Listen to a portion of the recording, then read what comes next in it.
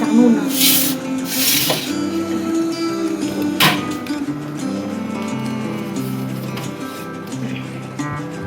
এই বইটা আমি পেয়েছি বেশ কিছুদিন আগে, অন্য আমাকে দিয়েছিল গৃহবর্ষিকীতে।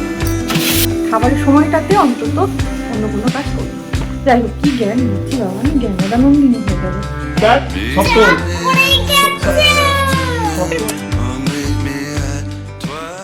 আদরকে এইমাত্র স্কুলে দিয়ে এলাম।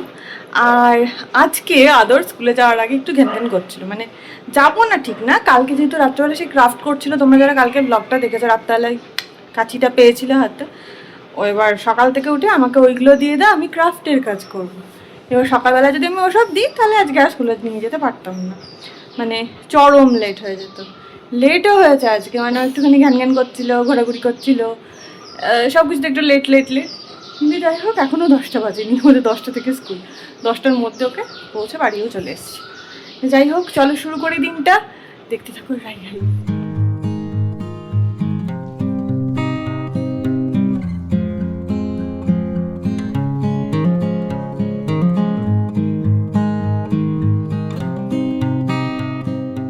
স্কুল থেকে ফিরে আসতে না আসতে আবার ক্রাফট নিয়ে বসেছে। একখানা সাদা কাগজও নিয়েছে, ওটাকেও কাটবে, মানে কচু কাটা করবে, আমাকে গোটা ঘর পরিষ্কার করতে হবে। সাবধানে, হ্যাঁ, কাঁচিটা খুব সাবধানে। কাঁচি ধরাও শিখে গেল ছেলেটা। তুই তো পাচ্ছ, আদরকে স্কুল থেকে নিয়ে চলে এসেছি। আচ্ছা সোনা, ঠিক আছে, নিয়ে চলে এসেছি। এসেই আম কেটেছিল, আম কেটে ওকে দিলাম, আমি খেলাম, নিচে দিলাম, দিয়ে এখন ব্যাগপত্র সব ক্লিয়ার করব।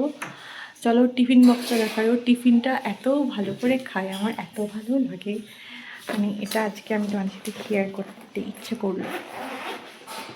যখন মানে যবে থেকে টিফিন দেওয়া শুরু করেছি তবে থেকেই টিফিন বক্সটার প্রতি আমার আলাদাই একটা ব্যাপার, মানে ও আসার পরে টিফিন বক্সটাকে আমি খুলে দেখি যে আদৌ সবটা খেয়েছি, আমি খেতে পেরেছো, ভালো লেগেছে না লাগেনি। খেয়েছি।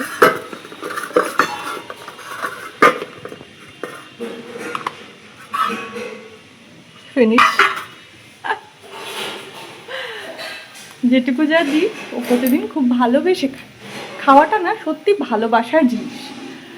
সত্যি ভেবে দেখো তো, মানে আমরা যে সারাদিন যে পরিশ্রম করি, আমরা বাড়িতে, আমাদের হাজব্যান্ডরা বাইরে, বা বাড়িতে আমরা মেয়েরাও যারা বাইরে কাজ করি, কিসের জন্য করি? যে অর্থটা উপার্জন করি, তার প্রথম মানে নির্বাহটা আমরা কি দিয়ে করি? খাওয়া দিয়ে।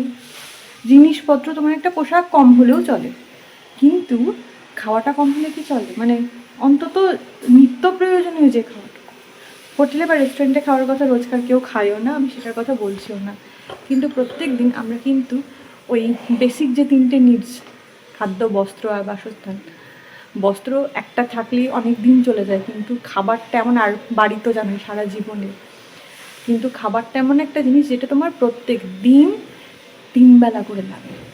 ইনফ্যাক্ট আরও বেশি হয়তো লাগে, যারা যত বেশি পরিশ্রম করে তাদের জন্য সেই নিডটা তত বেশি হয়। কারণ ওই যে ফুয়েল, খাবারটা তো আমাদের শরীরের একটা ফুয়েল। আমি যদি শরীরে ফুয়েলটা না দিই, গাড়িতে যদি তুমি পেট্রোলটা না দাও, ডিজেলটা না দাও, গাড়িটা চলবে না। সেরকম খাবারটা ওটাই, তাই ওটার জন্যই তো সব কিছু। আর ওটাই যদি তুমি ভালোবেসে না খেতে পারো বা খাওয়াতে পারো, তাহলে এই অর্থ উপার্জনের আর কোনো মূল্যই থাকে না। তাই আমার বড় সবসময় বলে, আমিও এটা সবসময় সবাইকে বলি, খাওয়ার সময়টুকু না খুব শান্ত মাথায় এনজয় করে খেও। সেই সময়টা তুমি শুধু তোমার আর তোমার খাবারের, আর কেউ নয়। যার জন্য তুমি তোমার সবটুকু দিয়ে দিচ্ছ, সেইটাকে সম্মান করে খেও, আর ঈশ্বরকে ধন্যবাদ দিও যে প্রত্যেক দিন তুমি সেটা পাচ্ছ। আমাদের মতো এরকম কত মানুষ রাস্তাঘাটে ঘুরে বেড়াচ্ছে যারা সেটা কিন্তু পায় না। ওই এক টুকরো রুটি, দুদানা ভাতের জন্য সারাদিন পাগলের মতো হন্যে হয়ে ঘোরে। তাই খাবারটাকে সম্মান করো, ভালোবেসো, আর ভালোভাবে খেও।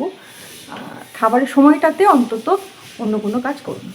যাই হোক, কী জ্ঞান দিচ্ছি বাবা, আমি জ্ঞানদানন্দিনী হয়ে যাব। এবার আদরকে দেখি ক্রাফটের কাজ কবে হয় বলছি। আর আমি ভাবছি আগে স্নানটা করি, কারণ ও এত তাড়াতাড়ি উঠবে না। চাল নিয়ে বসেছে ছেলে।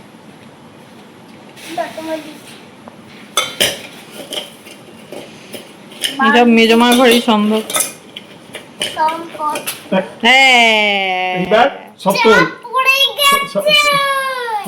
কাজটা একটু কম, সন্ধে টন্ধে দিয়ে খাইয়ে দাইয়ে অনুপের কাজে ওর সারাদিন যে কি করে, শুধু অঙ্ক কষে পাগল একটা লোক, ওই সব করছে ওর নিচে।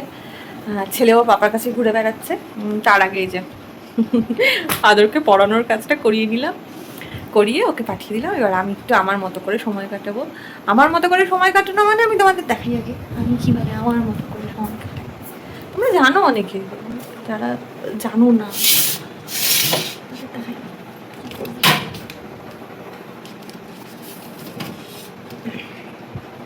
এই বইটা আমি পেয়েছি বেশ কিছুদিন আগে, অনুপমাকে দিয়েছিল বিবাহবার্ষিকীতে। ওটাই শুরু করব ভাবছিলাম, করতে করতে সময় চলে এসছে, চলো আজকে শুরু করবো বইটা। তারপর তখন চলবে, কারণ সত্যি কথা বলতে আমাদের মতো যারা সব নিয়ে বেঁচে আছে, মানে সবটুকু,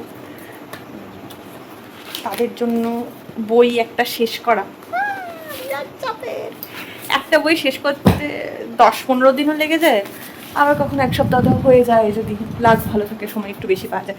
এখন একটু পাবো জানো তো, কারণ এখন আদরকে দিয়ে এসে যে বাড়িতে বসে থাকার যে সময়টা, রান্নাটা একটু যদি ঝটপট করে নিতে পারি তাহলে একটু সময় পাবো। 2.5 ঘন্টা তো, সেই সময়টাতে যতটা পারবো, যদি 5টা পাতাও পড়া হয় সেটা আমাদের। শুরু করি। ঝাল লজেন্স কারা পড়েছে অবশ্যই জানি, সরঞ্জিৎ চক্রবর্তী ঝাল লজেন্স। আজকে ডিনারে রুটি, আমার পোচ, যদি অমলেট, ভুট্টা আদরের, একটুখানি কিমা, আর এটা আদরের ছিল মাছ গোটা।